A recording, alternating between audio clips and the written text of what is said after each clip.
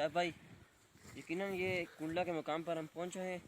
गाड़ियाँ आप देख सकते हैं, ये 2 गाड़ियाँ जो है बड़ी ख़तरनाक है रही हैं और ये यकीनन नीचे भी जा सकती हैं, क्योंकि जल्द से जल्द बंदे आएँ, इनको बचाएं। गाड़ियों को नुकसान हो सकते हैं, तो इन गाड़ियों को बचाना चाहिए। तो आगे भी 2-3 गाड़ियाँ हैं वो महफूज हैं, तो ये जो गाड़ियाँ बिल्कुल ख़तरनाक है रही हैं। तो शुक्रिया, ओके बाय। छोड़ो छोड़ो छोड़ो, गाल सुनो।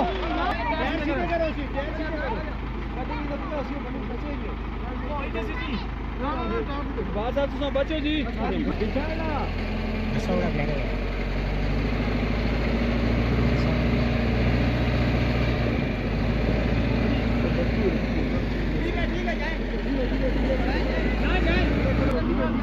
और